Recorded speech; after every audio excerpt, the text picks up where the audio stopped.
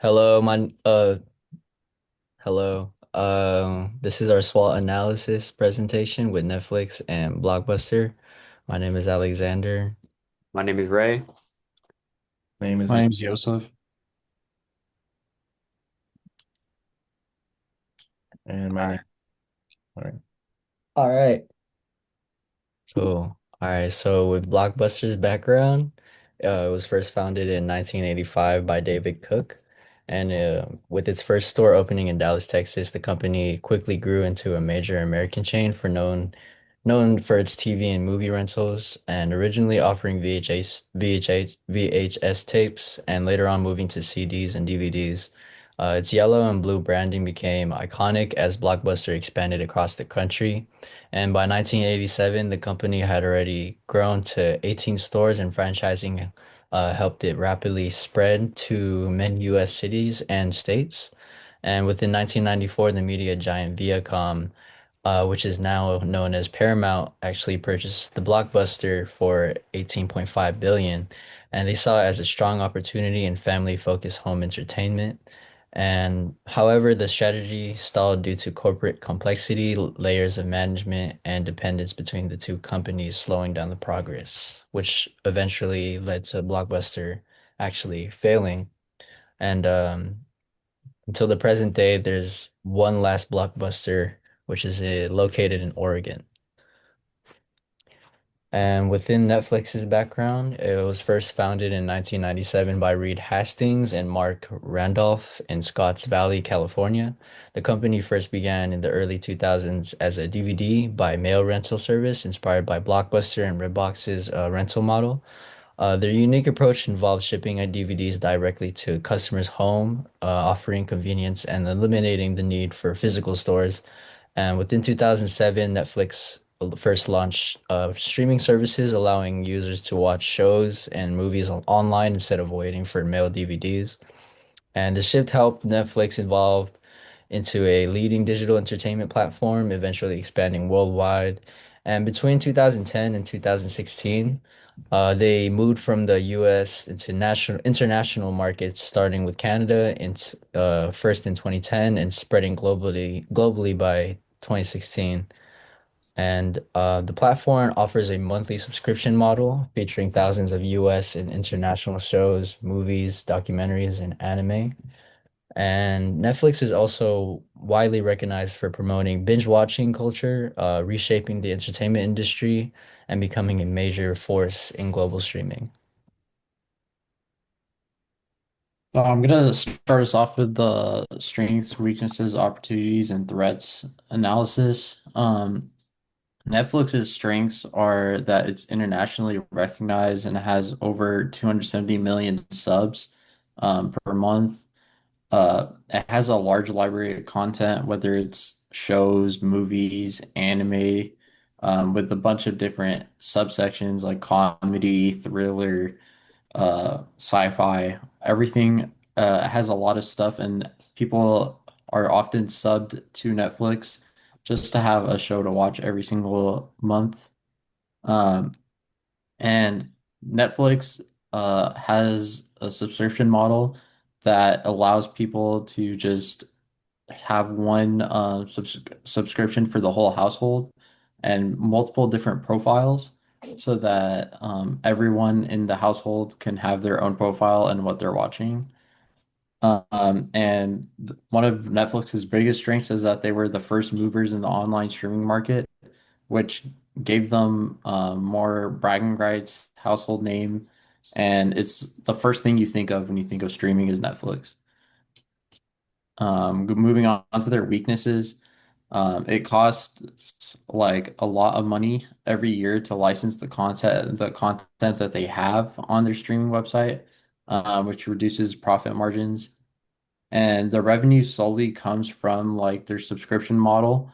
Um, and the ing like people if you increase the price for the subscription, people will move to other platforms. You want to go down on the slides. Uh, and Moving on to opportunities.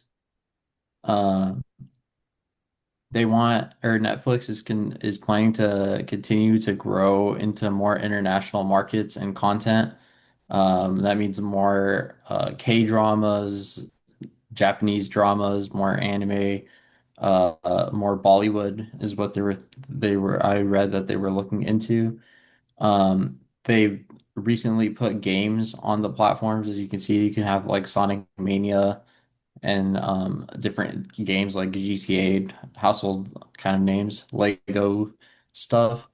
Their work and they have had different bundling with different services programs. Like if you buy a phone, it comes with Netflix for free for like a few months. Different kind of like bundles like that.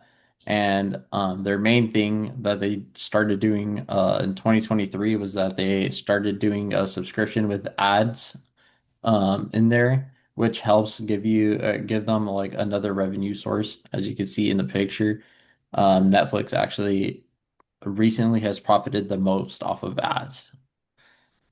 And then their threats are the other top streaming platforms such as Disney Plus, Amazon Prime Video, HBO Max, and Hulu, which um, in terms of price and quality, they're almost all around the same. They all have different things that they kind of have exclusive to them, and then they have a bunch of other stuff. One problem with the online streaming services is that the market is very saturated. It's not like they're gonna keep getting like a large influx of new people. By now, it's very saturated, and with the current recession and the economic downturn, streaming services are more of a luxury. They're not like a need. So people will let go of their streaming services before they let go of other stuff. That's it.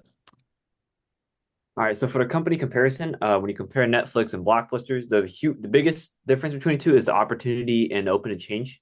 So Netflix, when compared to Blockbuster, was a lot more adaptive and open to change, which is kind of what gave them the jumpstart on streaming and is what led them to be the bigger company they are today.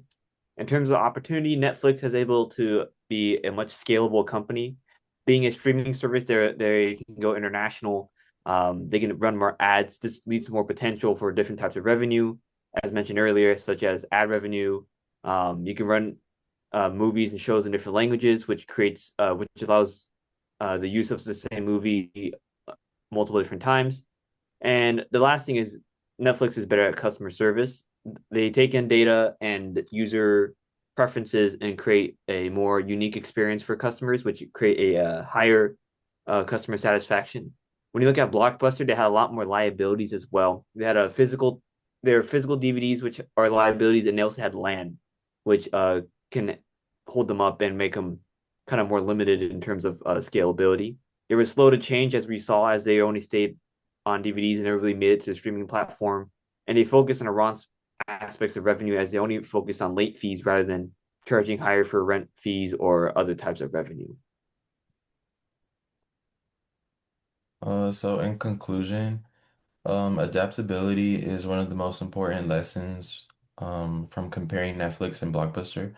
Netflix succeeded because it continuously adapted to changing technology and consumer habits, shifting from DVDs to streaming and then to original content. Blockbuster, by contrast, was slow to change and they clung onto their traditional brick and mortar stores. Um, this, this shows that the managers must be willing to evolve their strategies and business models in response to new technologies and market trends, rather than relying on past successes. Adaptability also extends to customer experience, innovation, and communication. Netflix prioritized the customer, removing late fees and creating a seamless, data-driven experience tailored to every person's preference. They also fostered innovation and they experimented with new services and platforms. They also made ethical decisions and improved efficiency. Blockbuster failed in all these areas. Its customer experience suffered, innovation was limited, technology adaptation was slow, and their communication did not support their change.